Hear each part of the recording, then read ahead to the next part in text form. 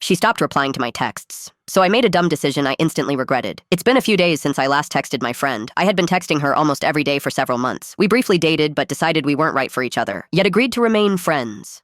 That was about a month and a half ago. Fast forward to a few days ago. She suddenly stopped responding or even reading my texts. At first, I assumed she was just busy, but days went by with no response. This was very unlike her. In hindsight, I should have reached out through Snapchat or Instagram, but at the time, I didn't think of it. My concern led me to act impulsively. So what did I do? Yup, I showed up at her house unannounced. Just writing this makes me realize how inappropriate that was. As I pulled up, I saw her outside getting her mail. I rolled down the window and said hi, and she seemed genuinely shocked to see me. She asked what I was doing there, and I explained I was just checking up on her and wanted to make sure she was okay.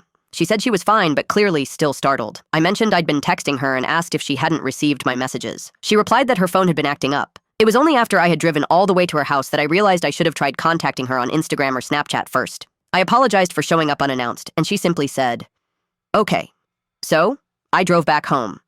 Once home, I noticed she had messaged me on Instagram, asking why I had done that and what I would have done if she hadn't been home. I responded honestly, explaining that my concern clouded my judgment, and I just didn't think about contacting her on social media first. She replied that my unexpected visit scared her, and it would be best if we stopped talking.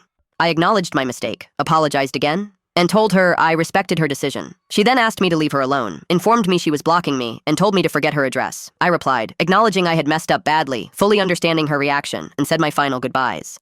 So, yeah, this hurts. I crossed a clear boundary, and now I'm facing the consequences. At least she was an ex and not my current girlfriend, but it's a tough lesson learned.